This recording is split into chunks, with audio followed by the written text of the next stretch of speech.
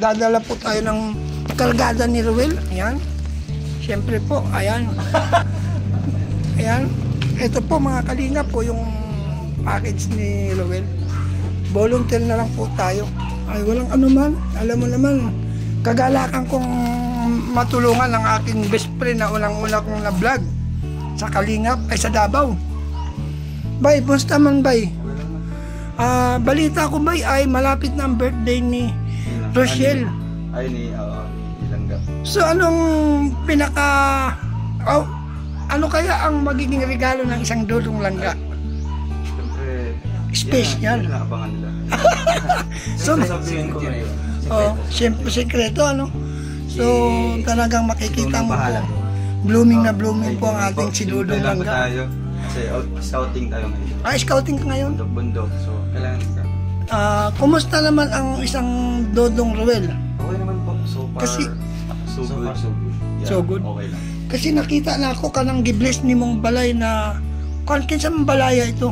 Saan balay? Kanang gipangamuyo ninyo ba? Dito sa imo tong scout o gipagawa? Saan banda?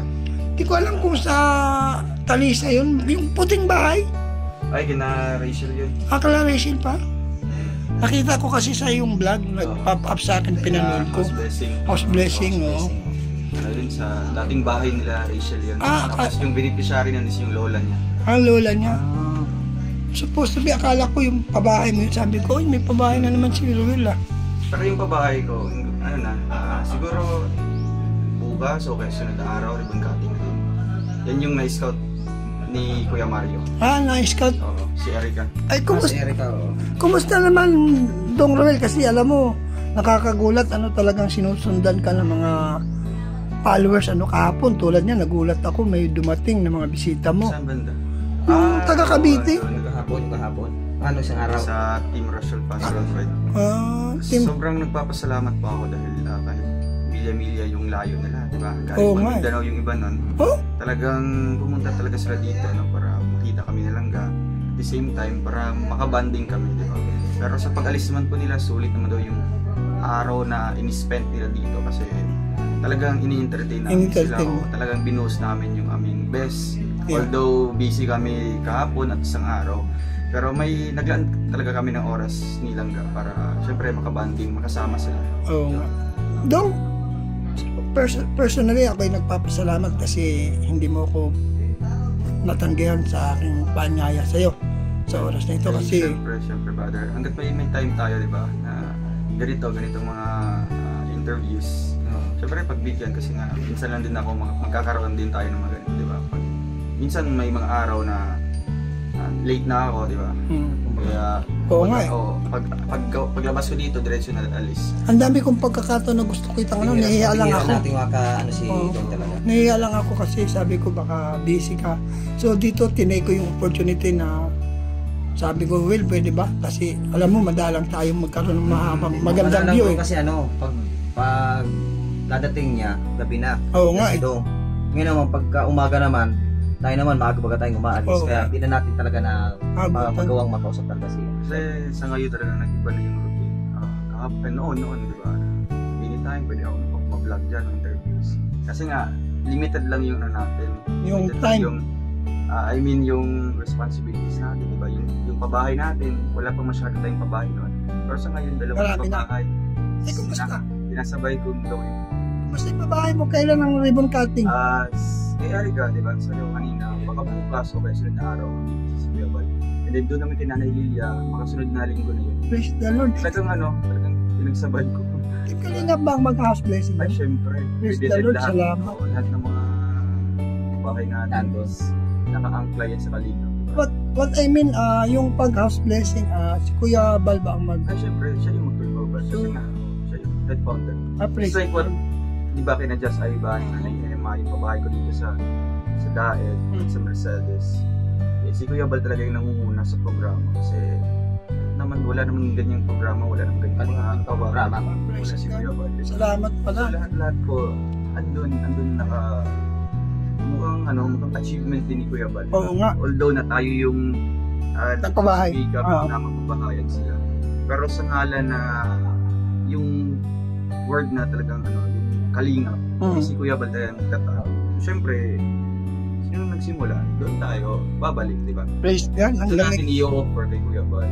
Siyempre, i-offer din natin kay Lord. Okay. Kasi may house blessing, di ba? Bago tirhan, andun yung magdadasal muna, di ba, Mother? Ay, praise the Lord. Isa pala ako sa magiging mag-pray niyan. Talagang sinali kita doon sa doon sa vlog ko na.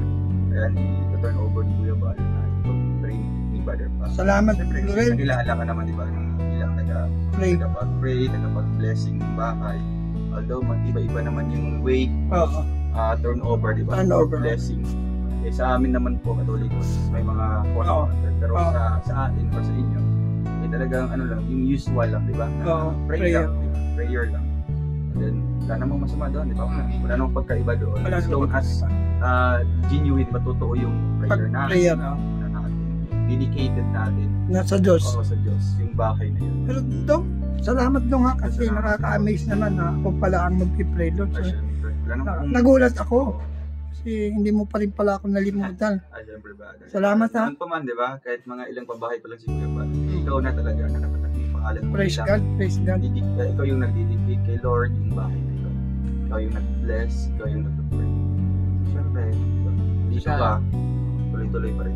Siyempre nakakatuwa kasi akala ko kasi siyempre pabahay mo yan, mayroon kang right kung sino gusto mong tawagin dyan, di ba? So ako nagulat kasi nakaka-amaze yun. Una, privilege and honor na isa ako sa mag-pray doon ng bahay ni Kalingap Ruel. Nakaka-amaze yun kasi hindi imagine dami naman pwede, di ba? Although may tama ka po, may right na pwede ako kuha ng kahit sa simbahan. Oo, kaya nga. Kasi nga yung sila Erika, yung lola niya is talagang malapit sila sa simbahan, di ba? Pero bakit ba tayo lalayo na? Di ba? Dito sa mismong community natin sa Kalingap. Andiyan ka na. May mga pastors pwedeng mag-pray sa mga bahay. Kaya ka pala minamahal ng mga viewers mo kasi yung pagiging Ruel mo ay talagang hindi na bago. Yan talaga yung noon pa man, di ba, yung interview niyo. Talagang kung ano po yung nakilala. Salamat. Oo. Time to time, babago mo yung pananamit natin, yung mukha natin. Pero yung ugali natin, praise the Lord. Kasi naalala ko nung unang ma-interview kita, talaga ikaw pa nagsabi, Brother, iyalim mo ko kung magka-views ka. Although noon, hindi ka pa gaano kilala noon. Saka hindi na sa akin iba talaga si Dodong. Kasi unang-una talaga, ang nakatulong sa akin ko talaga. Si Dodong. Kaya tayo na-monetize. Tsaka ako natutuwa kay Dodong Ruel kasi hindi nagbago yung kanilang sweetness ni Rochelle. Ano ba sikreto mo Dong? Bakit lalo kang minahal ng mga viewers? Kasi lalo ngayon sa mga sinabi mo, talagang nakita ko yung hindi mo talaga nakalimutan yung pagmamahal ni Kuya Bal sa'yo, kung paano kanya binild up, paano kanya hinubog na maging vlogger. At the same time, ngayon, yung siyempre karamihan kasi ng mga nagbablogger na tumataas ang views, dumadami subscriber, naging iba na ang ugali. Pero nakita ko sa'yo na pinapriority mo pa rin si Kuya Bal, which is kami na mga BSN. Natutuwa kami kasi kala namin ang isang Dodong Ruel ay may nagbago. Pero nakita ko wala talaga. Nagulat ako. Di ba minsan maling akala. Oo nga. And doon naman po sa tanong niyo po na anong sikreto sa amin nila na sa ngayon, di ba? Sa taon na kami nagsama pero ito pa rin, nag-stay pa rin yung sweetness namin. Hindi naman siya actually sikreto talaga. Ito talaga yung must dapat natin gawin. Yung pagiging totoo lang sa sarili. Kasi dito kami nakilala bilang kakatotoo namin. Hindi naman transparent namin sa isa. Yung feelings namin napaka-transparent, di ba? Kahit sino nakakapanood na kung ano yung status namin. Bilang para sa akin at syempre yung pagiging malapit pa rin sa mga tao, di ba? Kasi yun ang nakita ko talaga. Yung pagiging approachable pa rin kasi first impression last, di ba? Merong makakilala sa amin or merong lalapit sa amin tapos iba yung pakikitungo namin. So, sa isip nila, gano'n na yung ugali namin, yung mayabang. Pero para sa amin, yung pakikitungo talaga sa mga... man, wala man ako nakita ang kayabangan sa'yo. Para sa amin nagkaganda. Naingit lang yun? Kaya minsan talagang tinitrain ko silang gano'n kung paano mag-handle ng tao. Paano mag-approach ng tao kasi sa kanya, minor pa. So, minsan sinasuggest ko yun sa kanya, pinapaliwan ko din siya kung how to approach people, na although hindi pa namin kilala. di ba, mga fans man namin. Kaya pagiging yung loob mo, talagang ano mo, yung tawag dyan, panatag. Panatag. Kaya minsan sinasama ko silang sa mga beneficiaries ko, mga lola mostly mga beneficiaries. Talagang first met pa lang niya sa beneficiary ko, talagang niyiyakap. Ayun ang maganda. Talagang nakikita ko doon talagang pagiging junior. Loving niya, very loving. Na sa kanya.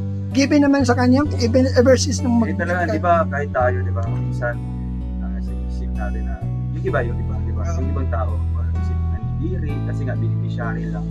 Pero okay lang. Ayun ang mga plastic. Oo, yun yung iba, yung nandiri, ayaw, di ba, mga tapos, mag-vlog, para sa akin, lang ka talagang talagang totoong tao. Ito pa isa, Ruel, kasi ever since pag ako ay nanonood ng vlog mo, may mga comment. So nakita ko na that's why we love Dodong, because he's a very humble person and also totoo siyang tao. So ano naman masasabi mo sa mga nagmamahal sa yung mga viewer? Una sa Diyos, pangalawa sa iyo. Nakita ko yung paano kanila tinangkilik. So anong masasabi mo sa mga viewers mong gano'n? Nagpapasalamat po ako dahil sa ganyang paraan, di ba? Na-appreciate nila yung ganitong ugali ko, di ba? Kasi marami naman ganito, di ba? Yung nakikilala natin talagang ganito yung ugali. Pero iba yung feeling na sila yung mas nagmamahal o mahanga sa ganitong ugali. Kaya para sa akin talagang dito ako nakilala. So pagpatuloy, yes, pagpatuloy natin. Kaya nga po tayo, minsan dito na nakilala, di ba? Dito tayo nakilala. Pagiging ganito magsalita. Siyempre, walang bumabago dyan. May invite ba kami sa birthday ni Langga? Ay, siyempre, brother. Salamat. Kami ni Langga yung lista doon. Hindi ko man i-spoil to. Hindi ko man i-spoil. Pero kami ni Langga yung nagsulat or nag-isip sino yung mga bisita. First priorities.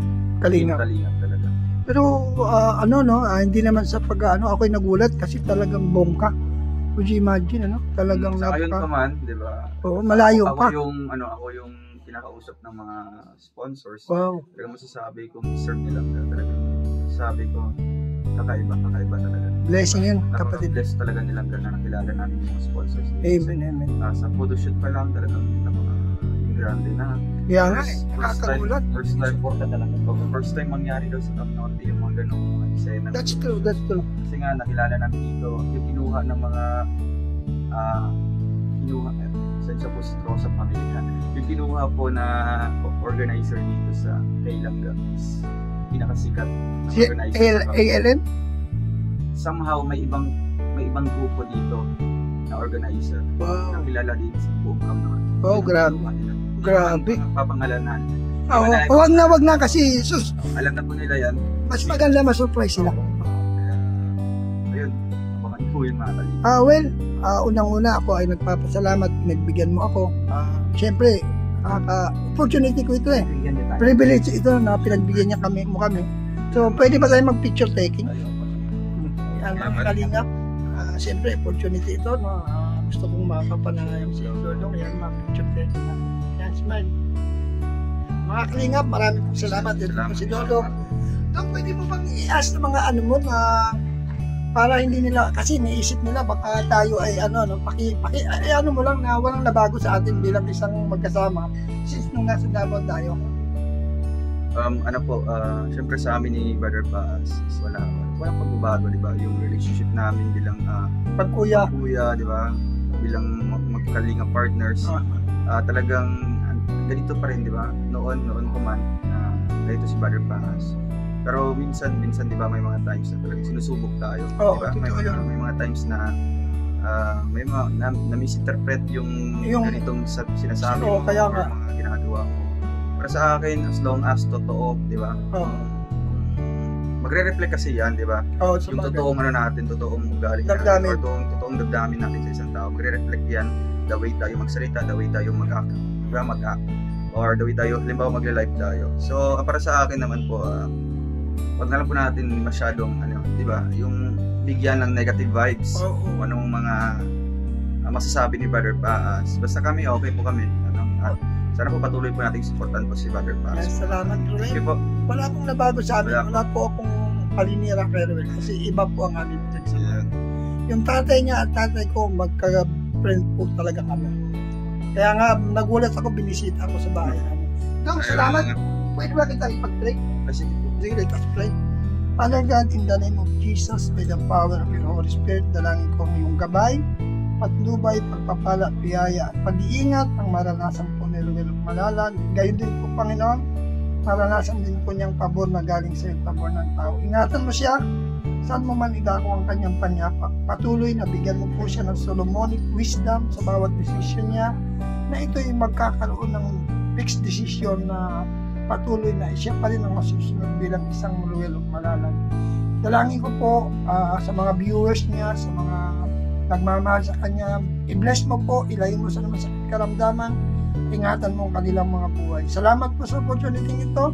Ang aking pong dalangin, let your will be done in His life. In Jesus' name. Amen. Thank you so much. Salamat po. God bless you. Yan mga kalingap, marami po salamat. Pagpalain po tayo. Shout out po Tita Marlusa. Siyempre po support natin Kalingap ay Magalo Mixed Vlog. Yan. Josephine Portante, shout out. Binil, support po natin. Hans Dr. Yan. Estrelita Prat, Tita Litz. Yan, shout out. Support po natin Tita London, Mr. and Mrs. Miss Kitchen, Kamanang Sbarity TV. Mabuhay po kayong lahat. Thank you so much for this opportunity. Salamat sa mga nag-like, salamat sa mga nag-share, sa mga hindi nag-skip ng ads. Mabuhay po kayo lahat. See you next vlog po. Mabuhay po kayo. Yan. Huwag po natin kalimutan, siyempre po, Kuya Bal Santos Matubang at Edna Vlog Kalingap Rap. Mabuhay po kayong lahat. Sa inyong lahat, mabuhay po kayo. God richly bless you. Jesus loves you. Bye-bye. God bless.